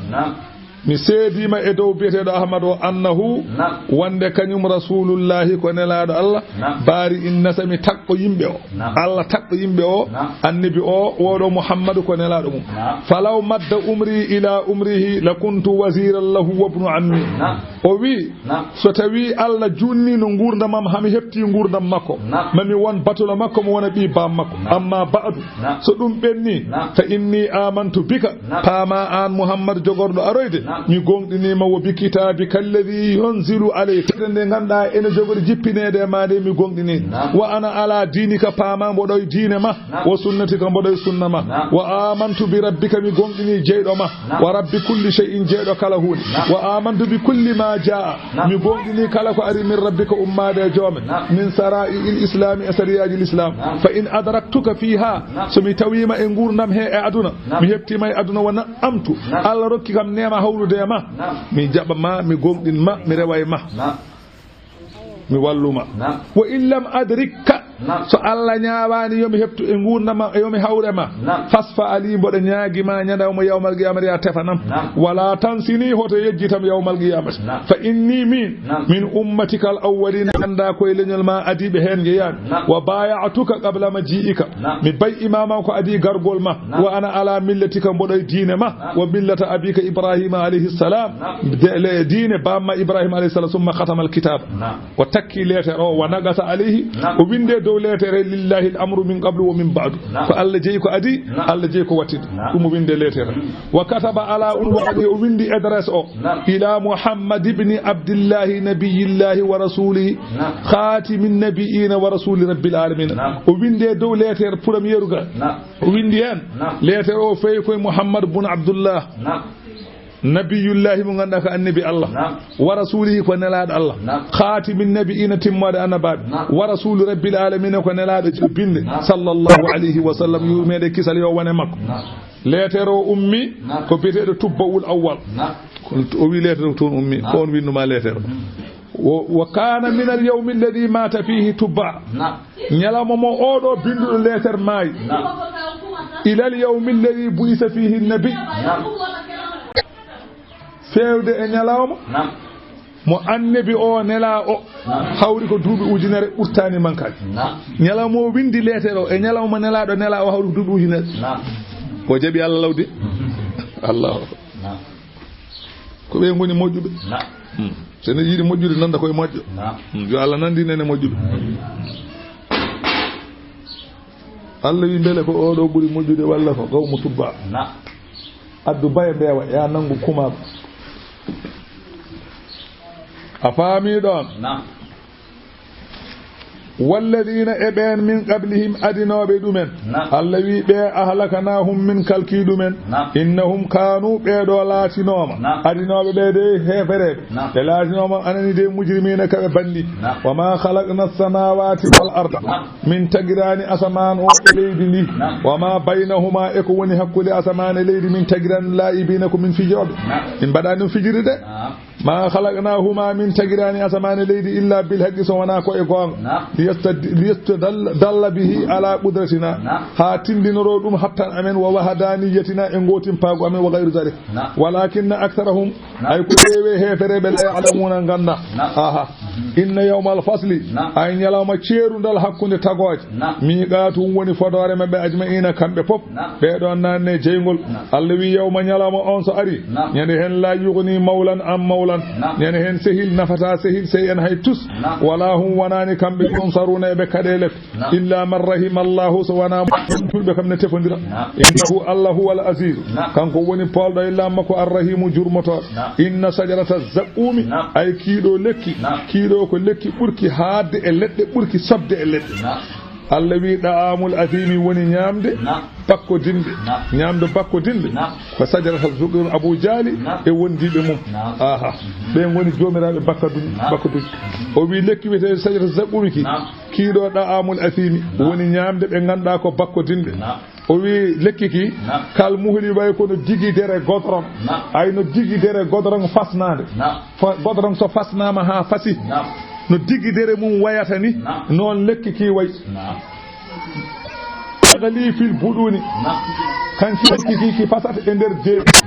sa ñaami reedu ma walñitto ka galil hamimi hono no ndiyam pastam walñitorto ni non walñitorto e reedu kefer Allah wiya kefer o Allah wiya Abu Jahli khuzuhu o wiya malaikaji di nangemo kanko odo bakkodin fa'atuluhu lonko jinem nda seemo lonko ƴinemo ilawa il jahimi fewde hakkude jahannam summa subbu so on nannimo jahannama ha pari mbaje fawqa ra'sihi e dow hoore makko min azabi elete alhamimi ndiyam ngulɗam son nannimo e nder masalan jahannama on pooɗimo on dasimo woni fa'atuluhu ndasemo ila sawa il jahimi hakkude jahannam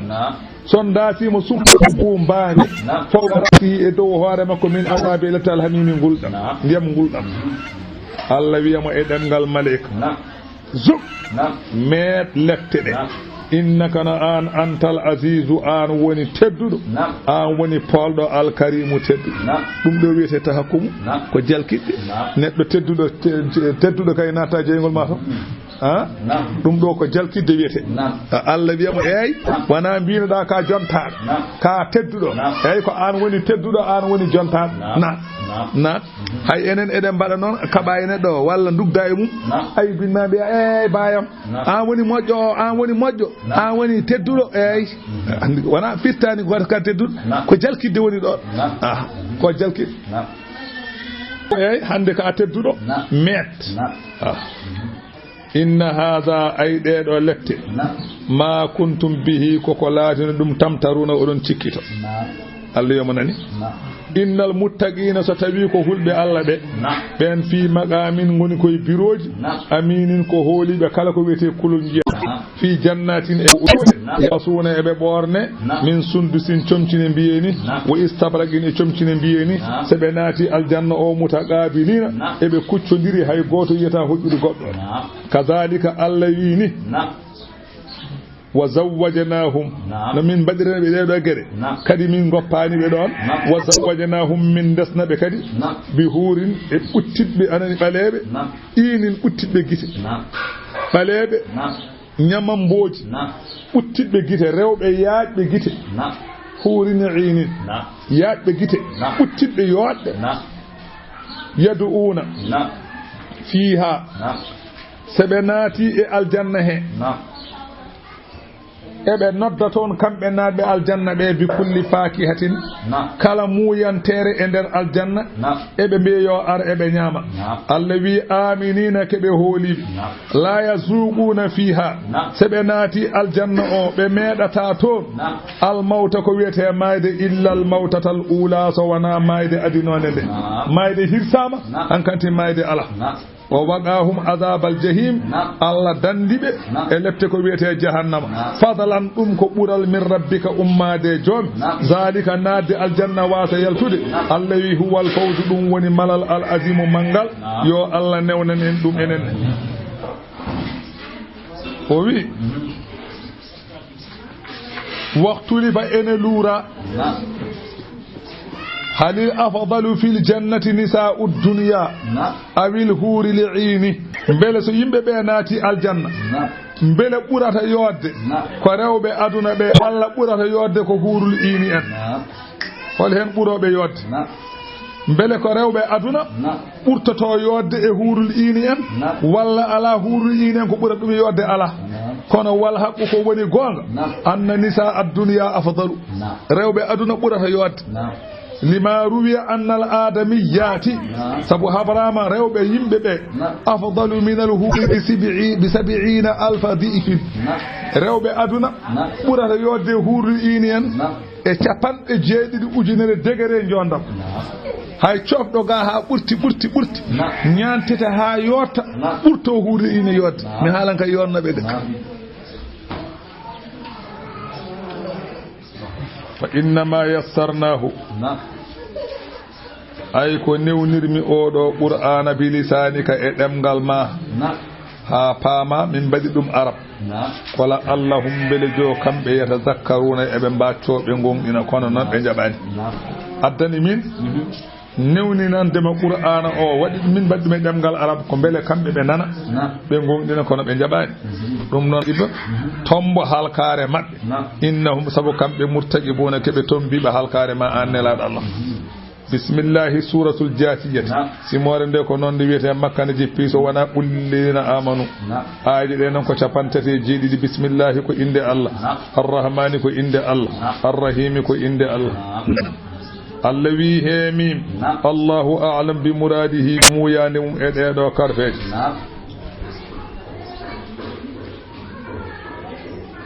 tanzilul kitabi jippogol qur'ana o sa namdama to iwi wiɓe min allahi ummi koye Allah al azizi polɗo e laamu mum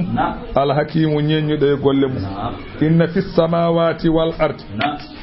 ay asama ni e taguede asama woni e taguede leydi ndi la ayatin ko dalillaji gotin pago hattan Allah lil mu'minina wonande be ganda ko gongdinde wo fi khalqikum wone tagede onon yimbe be hol dum tagede ma an neddo e tobbere caggal dum gonta heddere caggal dum gonta hettere ha gonta neddo wa ma e ko ne sakto e tagede ko ene saro e leydi min dabbatin e daba dubo dum do ayatin ko dalillaji li qawmin wonande mi yuginone be ne janene ummital dum ko dalilu wonde Allah ne way ummitinde wa fi ikhtilafi al-layli woni e lutondirgol jamma wanna hari e nyalaw jamma yaha nyalaw ma ara nyalaw ma yaha jamma ala wa ma anzala Allah e ko Allah jippinta mina samai ummade asaman min rizqin e arziki de wonno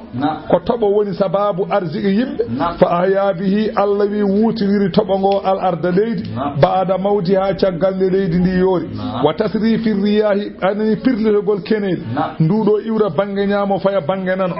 bange nyam ndudo iwra funnange faya hisange faya funnange ndudo ko wulndu ndudo ko bumdu o wi dum do pop ayatun ko dalillaji gotin pago hatta Allah li qawmin wonande yimbe yaqiluna be ene jogo hakkillaji ganda ko Allah wadini tilka dedo ayaje kalade ayatullahi ngoni ayaje Allah e hujjaji gotin pago an hatan Allah natluha emin qissode alayka ma annelado Allah fa bi ayyi hadithin hol fo yewtere ba'dallahi caggal yewtere Allah yu'minuna de be jogori gongin saneddo gonginani yetta yewtere Allah wa ayatihi gonginani hujjaji Allah hol fo ko jogori gongin be don be gonginani Allah waylun kongol letteli kulli affakin wodani kala mo ganduda ko peno asimin kewdo bakkat yasma'u mo ene hedo ayatillahi qur'ana Allah tutula alayhi ene dursite e mum summa yusirru urutti kadi o nyi mustakbiran o ma mawnikini galimana ka Allah yasma'aha ille onanano qur'ana Allah wi fabashshirhu weltinir odo woni habru motan bi adabin lafta alimin musta sabu lafta musta ka welani ko halanede tan Allah wi wa idha alima jaw odo kuda so wodi ko andi min ayatina e qur'ana amen shay'an hude yow ittakhadha huzuan o jogitoro dum ko jalkitorgal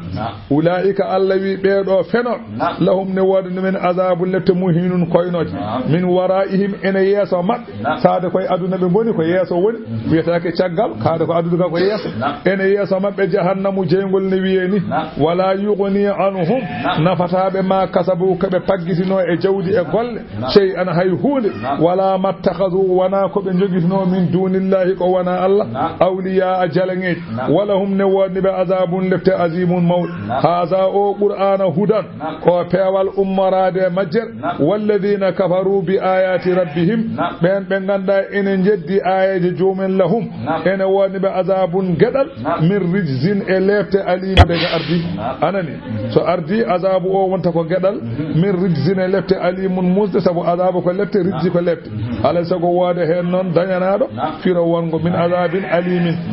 Allahu Allah sa anda Allah alladhi ko on sakhara lakumul bahra el tan do on maayo bi tajriyal fulku bele dogalaade fihi e maayo he bi amrihi e yemirore Allah woni tabatagu bele dabbiron laade de julaguuji min fadlihi e bural Allah wala allakum bele jo onon taskuruna manton nema Allah wa sakhara lakum Allah eltani on ma fi samawati ko wone asamanu ko wayno nange e lewru e koode e ndiyam e ko wana dum wa ma fil ardi ko wone leydi daabeje e ledde puye challe ko wana dum Allah tagri dum do ko ha nafa on jami'an dendanga minhu paame koy eltugol Allah inna fi dhalika wone dum do la ayatin ko dalillaji ngotin pago hattan Allah li qawmin wonande yimbe tafakkaruna be en mijo en gungin qul lil ladina amanu yaghfiru lil ladina la yarjuna ayyam Allah aya o jippi koy sayyidina Umar radiyallahu anhu yo wili Allah wane mabba o wi hono ni Ibn Abbas o wi kanu kambe sahababe be latino ma fi ghazwati bani al-mustalaq be jano ko walde bani al-mustalaq nazalu ala bi'irin be ngare bundu woturu be jippi don bundu wiyete ko marisi non bundu nu wiyete fa arsala Abdullahi ibn Ubayyin oɗo gorko kefeero naafigi woni ko gulamahu boy makko woneli ɗum yo ya ƴoganamo yastasqil ma yo ya ƴoganamo en di naafigeɓe ɗe jaada e men walde eɗe jaada julɓe ɓe walde Abdullahi ibn Ubay kanko woni mawɗo naafigeɓe kono o yaade e maɓɓe walde joni noon nde o neli boy o fa abda alayhi boy o leeli artude ha ɓurti falamma atahu nde boy o arti qala lahu kanko Abdullahi ibn Ubay mawɗo naafigeɓe wi boy o ma habasak holko dumbuma toon holko leltinma toon qala gulamu Umar oy ko boy Umar ne neli toon boy goto qaada ala darafil biiri boy o ene jooɗi e huno ko woynundu fama taraka ahada wappani hay goto yastaqi ƴooga hatta mala qirbiya sallallahu alayhi wa sallam wa qirba Abi Bakr o wi so wana girbe nelaɗo Allah heewi ndiyam e girbe Abu Bakr heewi ndiyam hay goto ƴoogata o mon tan jooɗe woyndu o wi hay goto ƴoogata so wana girbe nelaɗo Allah girbe Abu Bakr heewa فقال عبد الله بن أبي أوي ما مثلنا ومثل هؤلاء إلا كما قيل أوي حقنا من بي على سوانا كوين هنوطن اتندل سمين كلبك يأكلك فإن روانو ماتن غنما بيدو انغاري هاي چوب من غدان ايوا انغاري اي وuro men en dokki dumen jawdele men en konni dumen e galleji men ndutto kadi biye en jogata kadi so wana kadi girbe Muhammadu heewa on woni hakkunde men mabbe tan ko sammin kalbaka yakul faynu rawanu matan nganma wadde la irrajana ila al madinati la yukhrijanna la azzu min hal adalla so min koti wuroto teddube ma jaltin hoybe be jaltin dumen wuro ngo kanko Abdullah ibn Ubay wini ande o wi kanko ben kam gon teddube hoybe ko nelaado Allah Abu Bakr en ma jaltini wuro ngo be jaltin dumen wuro mabbe tawde ko ni batta haala ka yeno yesina Umar wodi kaltan do Umar wi Abdullah ibn Ubay de wi hakkunde woni mumen ko sammin kalbaka yakul ko fayno rawadu mangan ma o wi wono wi min fastamala bi sayfihi o jetti silam makko walles wutte makko yuridu tawajjuha o mo fibi yaade toon o fiya dum ha cekka jogo dum Allah wi qul Muhammad qul lilladhina amanu wi ben be ganda ko julbe be yaghfiru yebe yaafo lilladhina wanande men la yarjuna be jortaaki ayyam Allah neemaji Allah be jortaaki hawrude Allah be yebe jaafo dum en wi non haalam dum gira Umar wari animo bada bon Allah wi wadirini ko liyeji ziya mbele Allah yoba gawman yimbe bima kanu ko laatino yaksibuna ne pagito so hadano dum Umar tajadane ko law man amila salihan kalama golli ko moƴƴi fali nafsihi ko golli ko koye mum artata wa man asaa mo bonni fa alayha ko bonni ko koye mum artata fa summa ila rabbikum ko fewde jomon turja'una duttata ɗon wala gad atayna wallahi min dokkino bani israila bani alkitaba deftere wal hukuma e ñawgol hakkude yimɓe wonno bo wata annabago wa razaqnahum min garjiginiɓe min at-tayyibati ñebbe belɗe dagiɗe wayno mannu en salwa en wa faddalnahum min ɓurnino ɓe alal alamina e binde zamanu mabɓe wa ataynahum min dokkiɓe bayyinatin hujjaji ɗi ganduɗa penji min al amri e diine hum bayyinatin min do gaddiniɓe anani de hujjaji ɗi ganduɗa ko penji min al amri al haali diine famakhtalafu Allah wi ɓe luurano noon annabi one nele kamɓe heefereɓe ɓe meeɗa luurde wonde annabi ne heddi illa min ba'di so wana caggal ma ja'ahumul ilmu nde are mabbe gandal de nelaado nela e mabbe nde ko nde be jeddi holko addu be dude bagayan sabo bewre bayna hakkude mabbe mawnikini inna rabbaka jawma yaqdi bainahum Allah woni nyaawo wa hakkude mabbe yawmal qiyamati nyalawma darga fima kanu fihi kibelati mum yaqtalifuna bilura amma ja'alnaka an Muhammad min banma ala shari'atina lawal ay wa min al amri al halidin fattabi'iha raw lawal he wala tattabi'hu raw ahwa alladhina balade ben la ya'lamuna be ganda dewal ko wana Allah ganda rewde Allah ben don hoto rew ben innahum sabu kambe jalengeji dibe ndiwi dewidi lan yuqunu jogorani nabde anka anani sabu innahum kambe lan yuqunu be jogorani nabde anka gama min Allah lafta Allah shay'an hay hunde wa inna adh-dhalimina hafarabe non ba'dhum yogamumen awliya ko wallidibe ba'din yoga wallahu Allah non waliyul muttaqina kanko woni kedo hulbe Allah hada o qur'ana basairu ko nyaawo ñaawoje ko teskuyaji ko ñaawoje ko keeri o hudan ko peewal wa rahmatun ko jurum li qawmin wonandi mbi yuqinuna ɓe ne janane ummital am ɗaccuni hasibal ladina anani am hasibal ladina ma raw sikkat ɓen iji tarahu ɓe ganduɗa ko fajjitiɓe a seyyi'ati bonandi an naja'alahum ɓe cikkatama min mbaɗaɓe kalladina no ɓen amanu ɓe ganduɗa enen gonɗini Allah wa amilu salihin golli golle moƴƴe sawa ane potal ma hayahum gurdam mabɓe wo mamata e mayde mabɓe Allah ko ɗum ɓe cikkata kono noon ɓe jogorani dañde ɗum saabu mbi so tawi la in bu'is ɓe mbi so ɓe mbi julɓe ɓe la in bu'isna lanuɗa min alkhayri mithla ma tuɗuna ɓe mbi so min mbaɗa ko min beela e aduna so min gurti kadi so min gurtoyi lakara min ummitinama min dokke e moƴƴere hono ko dokka ɗon Allah wi ɓe on peeni sa abonima ya hakkumune keɓe cikkata wona noon de ɓe penat wa khalaqa Allahu Allah kay tagi as-samawati asamanuji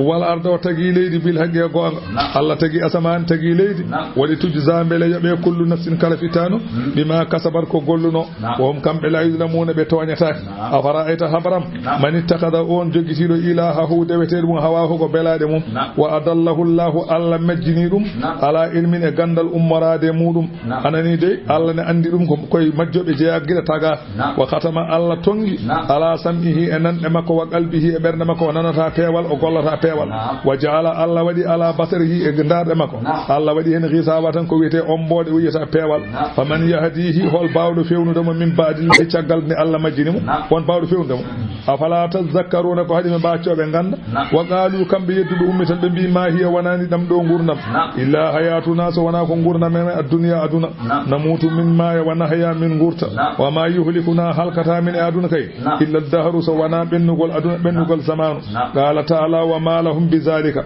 alnabe ngol kongol min ilmin gandal in hum wanani kambe illa yazunnuna so wana ko be jikkobe tan wa idha tutla alaihim so tawi dursita may mabbe ayatuna qur'ana min tindinde wonde ummital no wodi bayyinatin alhalila ta en fenyini ma kana hujjatuhum wanani hujja mabbe illa an qalu so wana be biya itu gaddene min bi abaina e babirabe men in kuntum so tawi on lati masadigina odon gongi wana bidene min ummitine e gaddene min babirabe ngurta kul wibe Allahu Allah yuhyikum Allah wurtinno on sahane gondon tobbe umma yumitukum kanko woni barowo on so tawi lajamon gasi summa yajma'ukum kanko woni dendino wono wurtino on ila yawmil qiyamati fewde nyalama darngala rabe fi sikki ala mum walakin akthara an-nas ay ko heewe yimbe haalobe dido haalaji la ya'lamuna ganda walillahi ko Allah tan jey mulku samawati la man tiri asman wal ardi la man tiri leydi wa yawma taqumu sa'atu nyalama mo darga dari yawma idin nyane hende yakhsarul mubtiluna nyane hende perta bonnube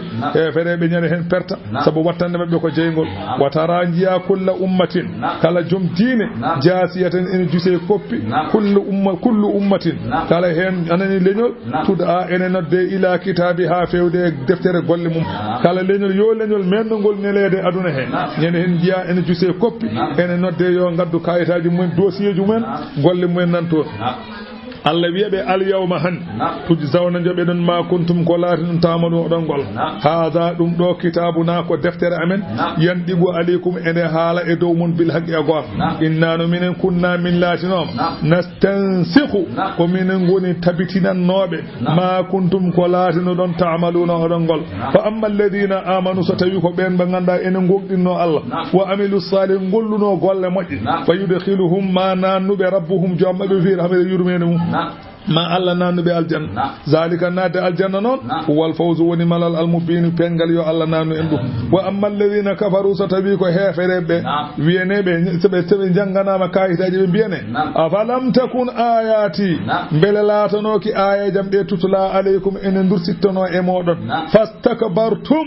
mawni ki don wa kuntum latino don qawman ko on yimbe mujrimina ko on bandi wa idha qila lakum satawi on dinano onon heferebe inna wa'adallahi wande fodore Allah ummital haqqun ko gon wasa'atu son bienoma darga kadi ko arata la rayba fiha sikki ala hen ultum gonona wiide ma nadri min ganda masa'atu ko woni darga inna dhunnu minen kay min jikkani illa wannan so wana jikkata wa ma nahnu minen wanani minen bi mustayqinina emin janana darga ne daro Allah wi wa badalahum feñane be to la kharato sayyi sayyi'atu bonandeji ma amilu ko be golluno e aduna wa haqa jippo bihime mabbe ma kanu bihi kebe latino e mum yastahzi'una e be jalkiti wa qila wiyanebe al yawma han nansakum min goppo on e jeygol kama nasitum hono no goppirno don liga a yawmikum hadha kawrangal nyalamon odo on jabano gollande o nyalawma han minene min jejjita on jeygol cekke ko on to wa ma'awakumun naru tapparde mon ko jeygol wa malakum alana on min nasirina hadobe dum zalikum dum modon bi annakum sabu onon ittakhaztum on jogiti nooma ayatillahi ayaji Allah hono qur'ana huzuwan ko jalki torgal wa arratkumul hayatud dunya homti on ngurun aduna biidon ummital ala hasbore ala fal yawma hande non la yukhrajuna allawi be jaltintake minha e jeymu wala hu wanani kambe yusta'tafuna e be dabbane beldal saka be jalta nyade hen dum nafatabe falillahi alhamd Allah tan jeyyatode rabbis samawati jeydo asamanuji wa rabbil ardi jeydo leydi rabbil alamin jeydo dendanga tagore wala hu wa Allah tan wodani al kibriya mawnikina gol fi samawati asamanuji so tawi mawnikinima fa Allah jeydum goddo jeya wal ardi ko Allah tan jey mawnikina gol e leydi wa huwa